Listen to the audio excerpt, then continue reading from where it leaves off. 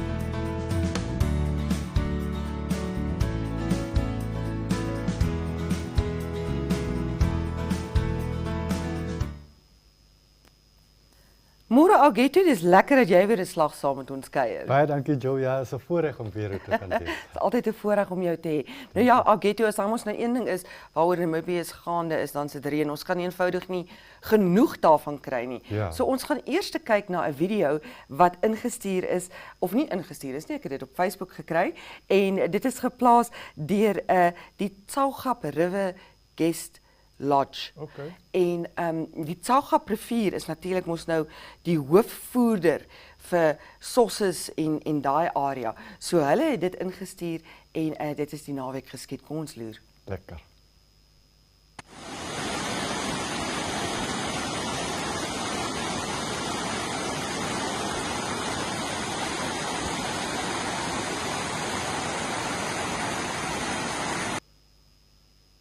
Sjoe. Is dit nie wonderlik nie, Augetto? Ja.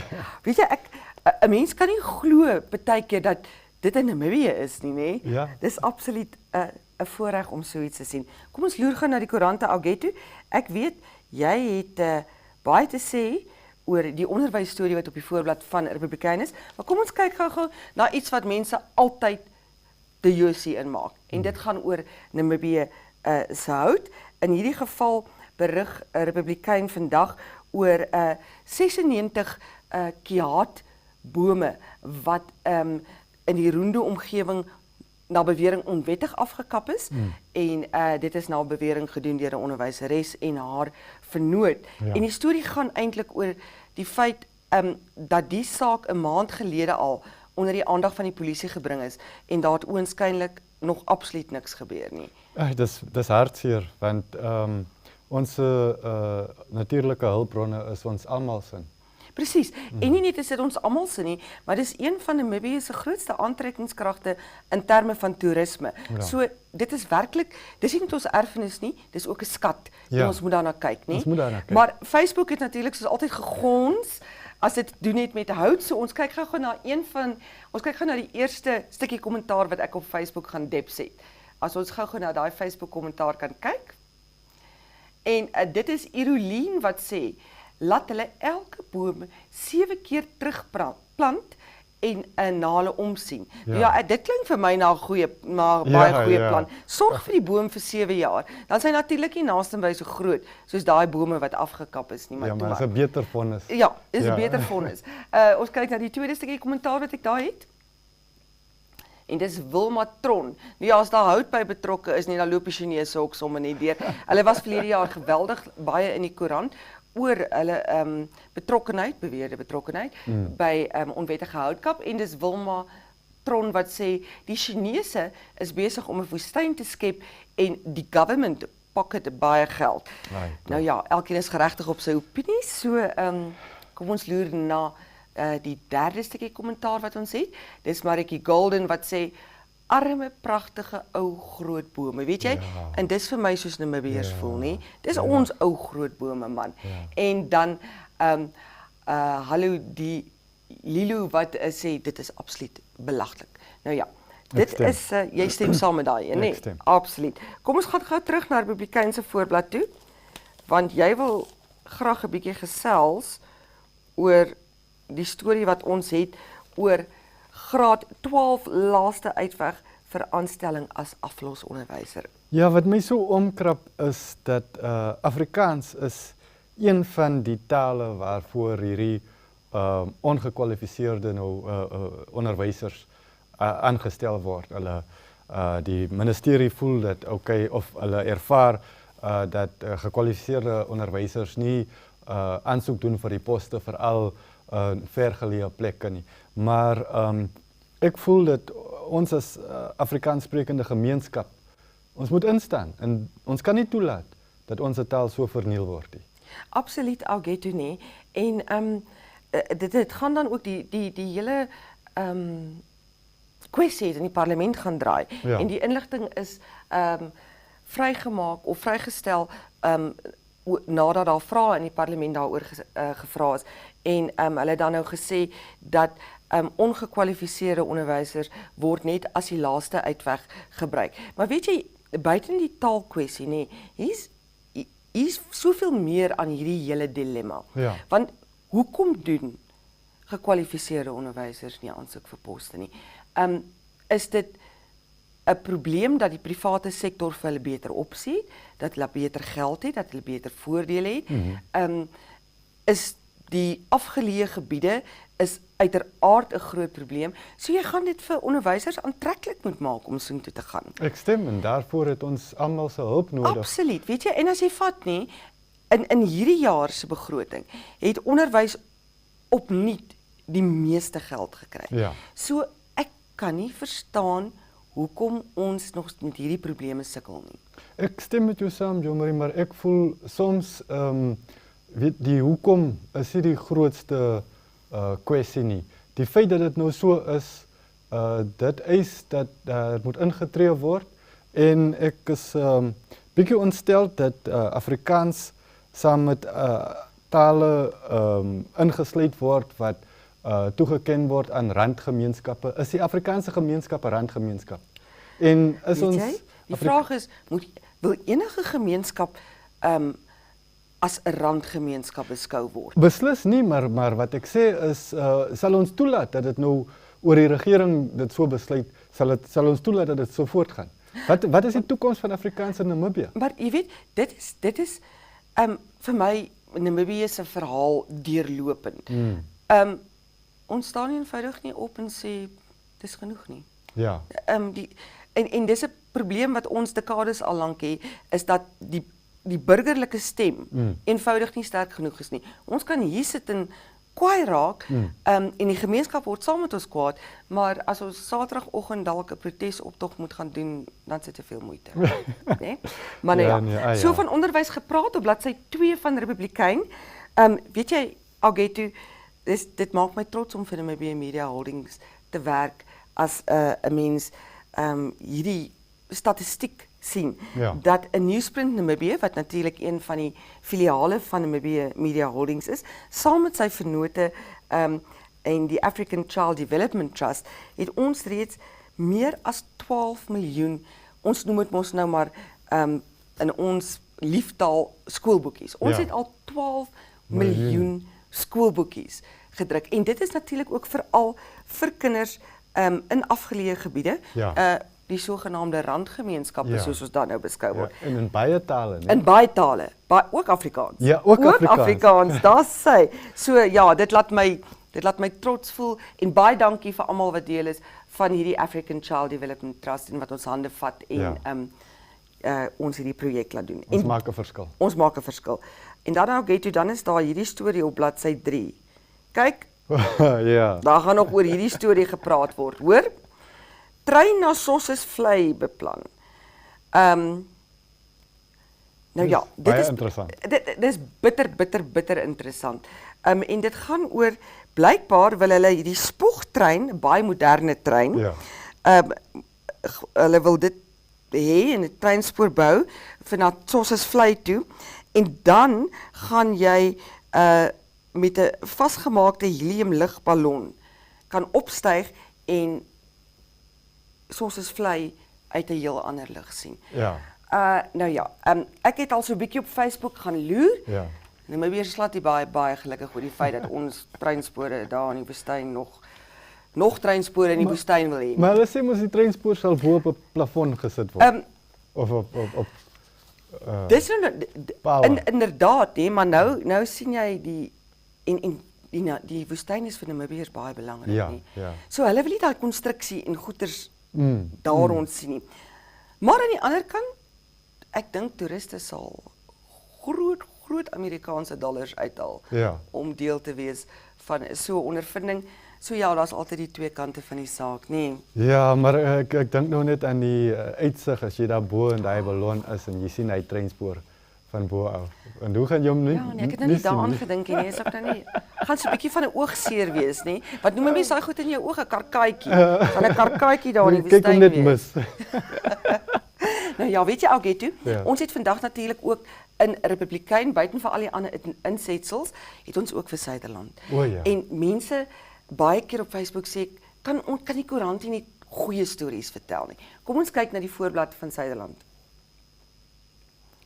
Nou ja, as daar 'n joernalis is wat 'n mensestorie in Namibië kan skryf, nee, dan sit Tanya Bause. Ja. So sy het vir ons die voorbladberig op Suiderland geskryf en dit gaan oor 'n plaas Gummies wat so 80 km noord van Malteheu is, Aha. waar vrywilligers ingespring het en hulle is besig om huise te restoreer en toilette te bou en alles sodat kwesbare kinders, randkinders, Ja.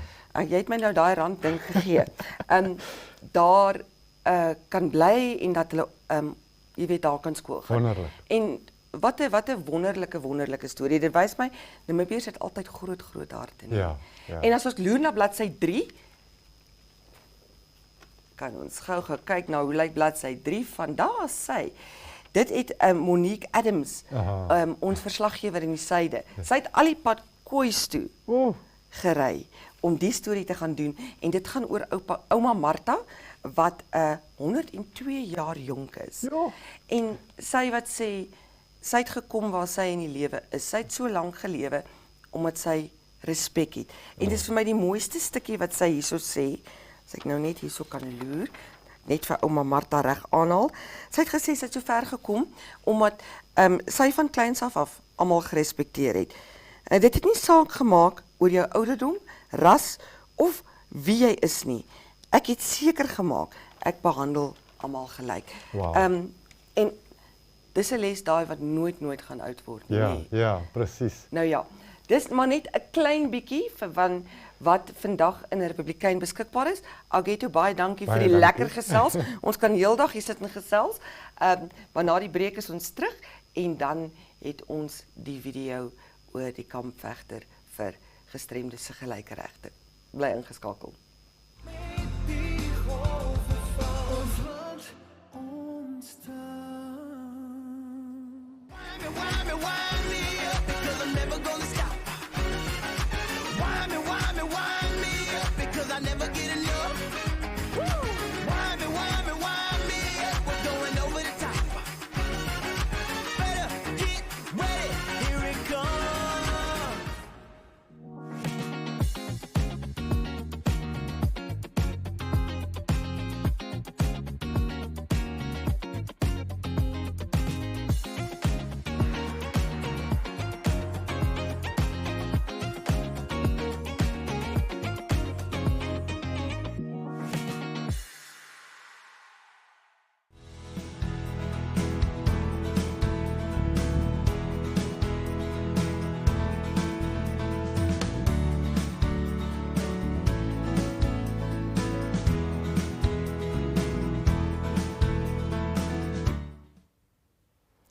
Ons het nou net gesê as daar een mens is wat mense se stories kan vertel in hierdie land, dan is dit Tanya Baze. Nou ja, elke Dinsdag in Republikein het sy natuurlik haar blad, sy noem dit ook Ons Mense, en sy gaan soek Namibiërs se storie. Sy het hierdie video gemaak van Ebenhard Ripunda en hy is 'n kampvegter vir die gelyke regte en behandeling van gestremdes.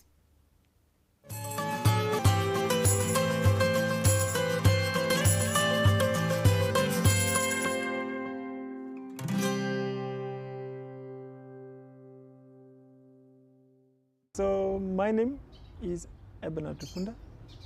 I am 35 years old now. I normally ask my wife already. So I was born in Kakarara district, but I grew up mostly in a place called Okashareva, close to Maheke region. It's more like the border between Maheke and Southern Chupa region. Yes, but I moved very quickly to Windhoek when I was 6 years old to come and do my primary school in Windhoek. I matriculated in 2004. So I loved the art. My heart was driven to the art. I was drawn to comics and graphic design and animated movies. I remember when the Lion King came, oof. and then how they did the Lion King, and how they did what I would do with every CD would have this, how they did the stuff, and then all the animated stuff, all the drawings they did. Instead of watching the movie first, I would go into all those. The creative part. So I loved that.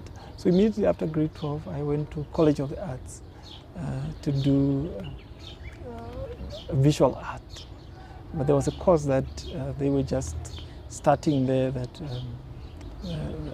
with MAART, it's called, where they do, at that time we were doing graphic design, web design, but it also included photography and animation. Oof. I took that course for 2 years, just when I was just getting into my second year. I was involved in a car accident. The accident happened on the 24th of December 2007. By this time I had developed my craft a little bit. I was very good at actually drawing. I'd done some business in drawing people just sitting in front of me, and then I would be drawing their figures and stuff like that. One of the things that I was drawn to as well is the question of God, you know. So I was, that was before the accident? Yeah, that was before the accident. I was involved very much in church. Remember that year I finished my grade 12. It's the same year also I committed my life to the Lord and became very active in church as well. So, those were two passions of mine that were now born around this time. It's this idea of searching the purpose for my life and who is God and what are we doing here as human beings on earth, and then the passion of graphics and animation and drawing and all that. So they in a way ran parallel. So we're in 2007, when the accident happened, both of these passions of mine were challenged. The accident happened in the north. I traveled to first of all for a wedding of a friend from church, and also to do some ministry work, to do some church work in the north there. So the question of can someone be involved in an accident while doing God's work became big in my heart at that moment. So what happened was I broke my neck, fractured my spine in this accident, and by the time I was now in Mediclinic in Windhoek here, from the north, the doctor was now telling me that I will never be able to walk again. That was shattering news for me. How old were you at that stage? I was 21, turning 21. Being able to draw and being able to meant that I had developed my craft in a way that I'd become so good at using my fingers and my hands. And in the accident, the accident affected my hands, affected my fingers. So then I could not draw anymore. It was just devastating in all aspects. I mean, my whole world was turned upside down. So how did I come out from this? I think as much as difficult as it was during this time, I think my family, people from my church, friends came and rallied around me, and I think during that time really you need all the love you can get, and my mother was one of the. I mean, I think in times like this where you appreciate a mother, you know, she literally left everything else and came for my nursing. Remember, after the accident, I couldn't really do much. My arms were injured. I couldn't brush my teeth. I couldn't do anything. So I needed literally to be nursed like a baby. So I needed to get into counseling program to help me just to begin to see that a wheelchair is an aid. Yes. I needed to carve a new identity for myself.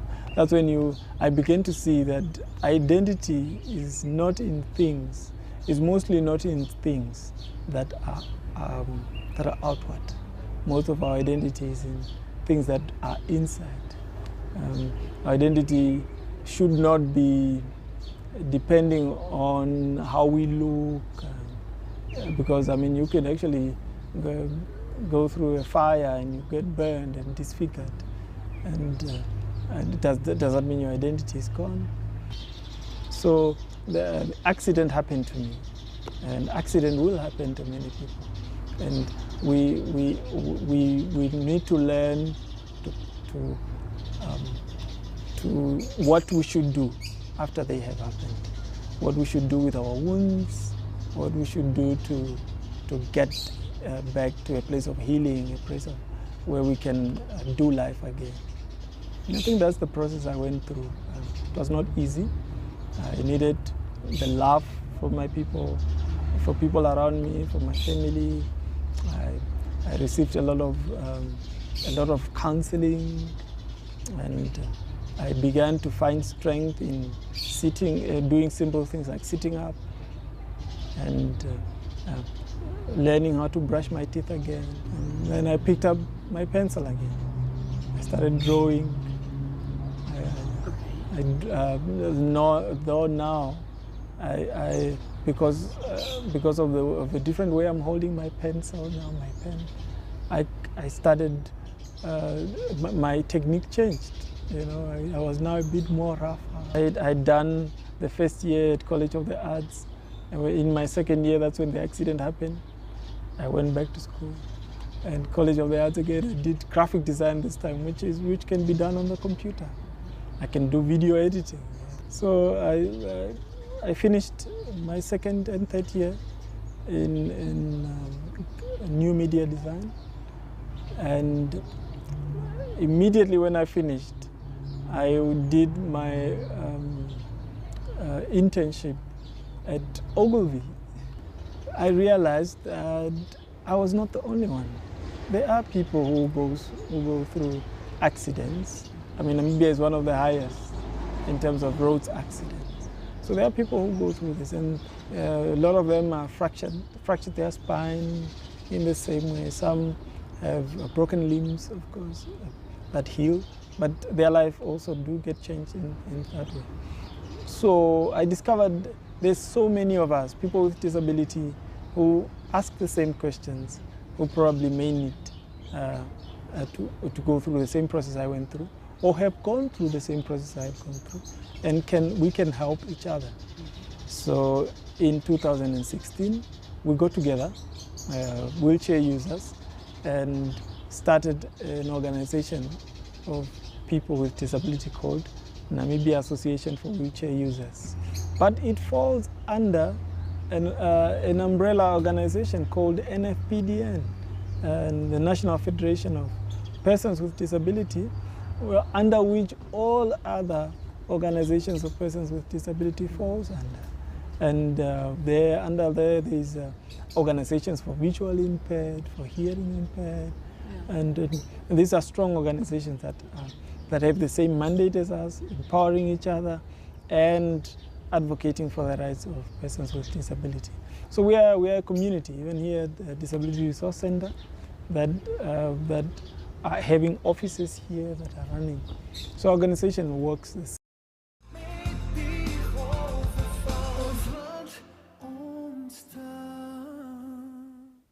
Ai, die tyd vlieg as 'n mens so lekker kuier. Ek moet nou groet, maar ek is môre dieselfde tyd, dieselfde plek terug. Dan gesels ons verder. Tot dan wens ek vir jou 'n geseënde dag. Totsiens.